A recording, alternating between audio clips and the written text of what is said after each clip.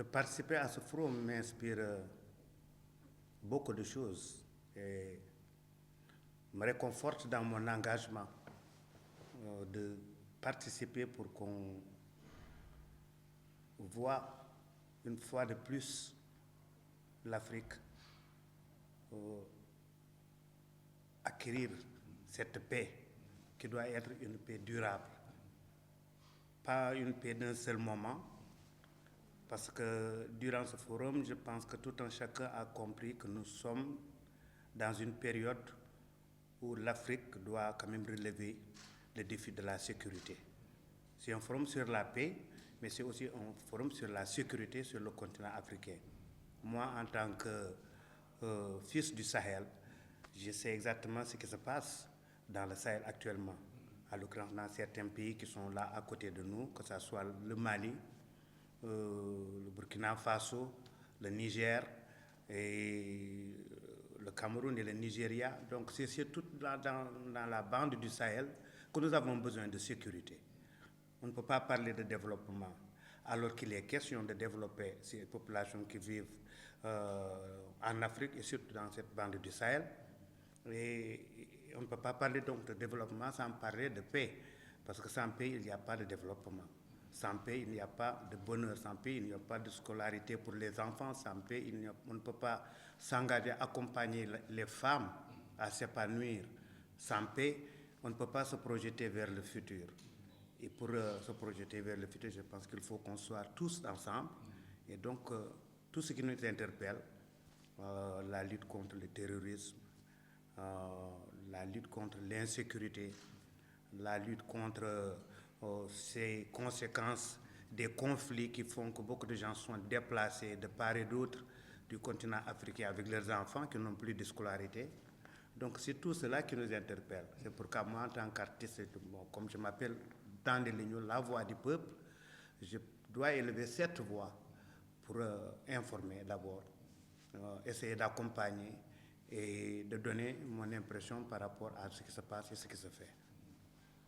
Oui, mais je pense que ça doit être un engagement de tout le monde, d'abord, puisque ça interpelle tout le monde. C'est d'abord dans les localités les plus reculées des grands centres que les gens doivent être informés du danger qui fait que si on arrive à un certain moment chaotique de notre histoire, il serait trop tard de pouvoir corriger cela.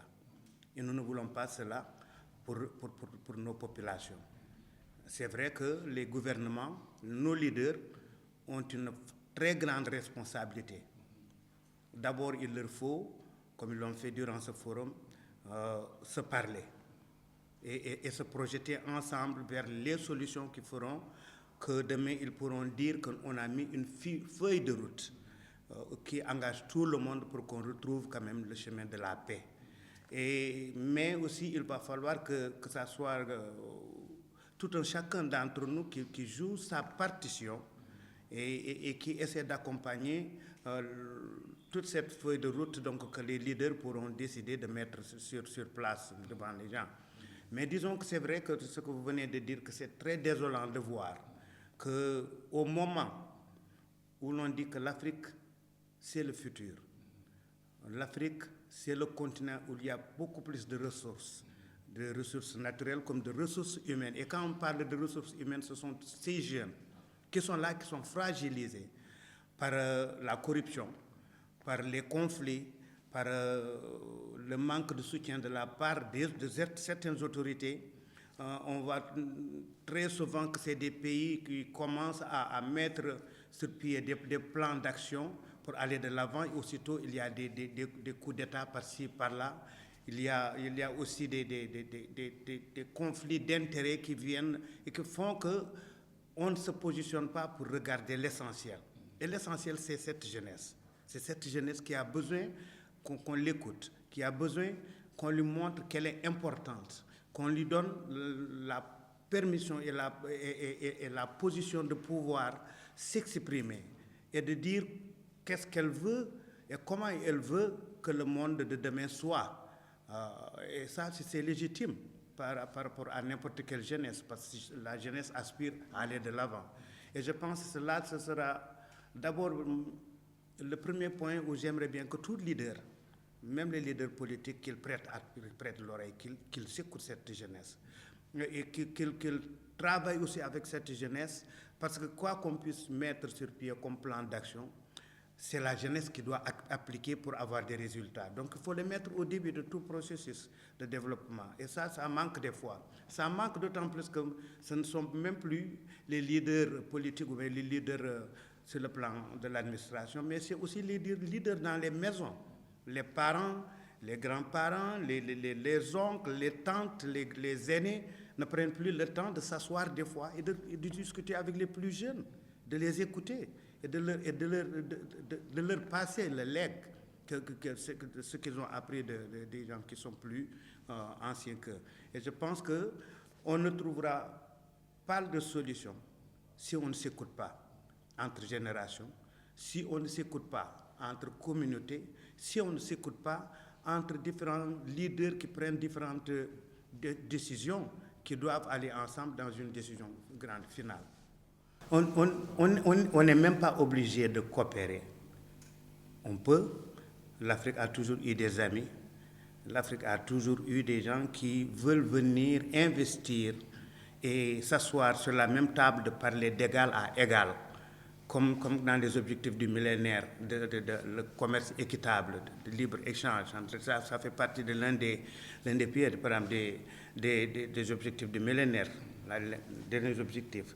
Et je pense que ce qu'il faut comprendre, et que je l'ai dit à plusieurs reprises, et je pense qu'il y a d'autres leaders aussi qui l'ont dit, essayons de comprendre qu'est-ce qui fait que nous avons tous ces problèmes sur le continent africain.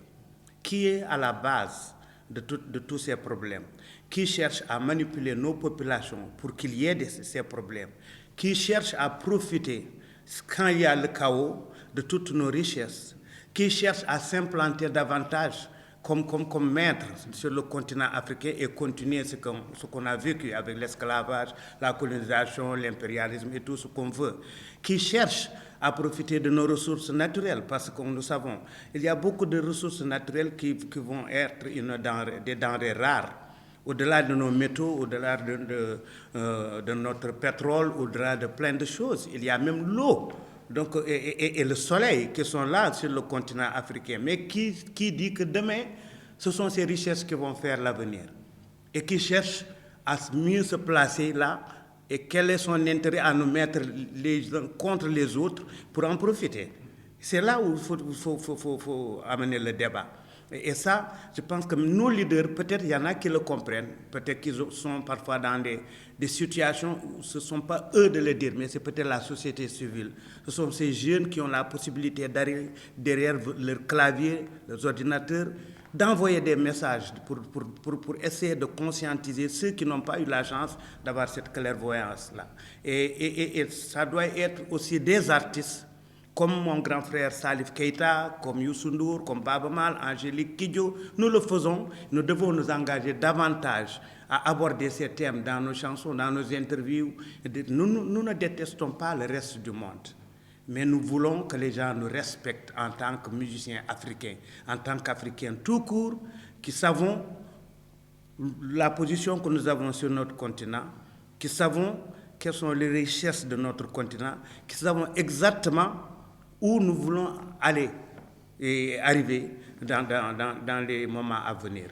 La population de Podor est en effervescence pour accueillir les festivaliers, les invités, les artistes, et parce que pendant presque 2 ans, donc ce festival qui est resté vraiment quelque chose que ces populations se sont appropriées, n'a pas été là pour accompagner ces populations elles-mêmes. Les gens sont pressés de retrouver les invités et de leur montrer une fois de plus que Podor, c'est une ville d'hospitalité. Mais c'est un exemple aussi. Beaucoup de gens nous disent que vous avez l'une des plus belles villes, très bien lotissée, le lotissement du Podor, nous dire que c'est très bien éclairé et c'est assez propre. C'est vrai qu'il nous manque plein de choses qui font qu'on peut accueillir, mais de fil en aiguille, de festival en festival, on arrivera à mettre sur pied toutes ces structures-là. Mais ce qui se prépare davantage à Podor, c'est de magnifier le cousinage à plaisanterie pour retrouver la paix. C'est entre les Diola, les Sérères, les Halpulaar, mais nous ne sommes pas seuls en Afrique de l'Ouest. Nous avons nos cousins, les Soninké, nos parents qui sont des Wolofs, les Mours de l'autre côté, et tout cela, ce sont nos voisins qui ont été témoins de ce que ça représente, ce cousinage à plaisanterie. Et même dans ces autres communautés, il y a des cousinages qui font que c'est ça le charme sur le continent africain. C'est ça que nous voulons magnifier. Et cette année-ci, j'ai la chance, parce que nous nous acheminons vers le Forum mondial de l'eau, d'avoir l'acceptation de venir de la part de la collectivité Lébou, avec le Jaraaf Youssou Ndoye qui vient avec presque beaucoup de dignitaires du Cap-Vert. On dit comme en pulaar, eux, ils sont des pêcheurs de l'eau salée. Nous sommes les pêcheurs de l'eau douce. Et il n'y a que ces deux eaux qui font l'eau. Et donc, ils se retrouvent pour magnifier, par exemple, cette parenté. Et cette parenté va être accompagnée aussi beaucoup de rencontres sur le plan développement. Il y a des formations sur le plan communication, sur le plan d'accompagner un festival, sur le plan de l'agriculture, l'élevage et la pêche. Et il y aura aussi des échanges sur des exemples concrets de projets de développement qui sont là, qui existent, qui ne sont pas des projets du futur, mais des projets qui marchent. En l'occurrence, Nanka, qui est là-bas, qui s'appelle sur l'élevage, l'agriculture, la pêche, les technologies, et d'autres, et l'UJAC, qui est l'Union des jeunes agriculteurs département de Podor, qui existe depuis presque 25 ans, si je me trompe, et qui a accompagné beaucoup de jeunes agriculteurs qui ont réalisé des projets qui sont importants. Et ça, on veut vraiment que ça soit le clou sur le plan des rencontres scientifiques, parce qu'on pourra parler aussi de l'importance de l'accès à l'eau potable. On est à Podor. La dernière réunion avec le comité d'organisation locale, il est ressorti que même à Podor, aux environs de Podor, cette ville qui est au bord du fleuve Sénégal, qui a donné naissance à beaucoup d'affluents et beaucoup d'autres cours d'eau, il y a des villages où on ne trouve pas de l'eau potable. Ce n'est pas normal. Et donc, c'est un moment de parler de tout cela et de voir qu'est-ce qu'il reste à faire avec des spécialistes de tous ces secteurs.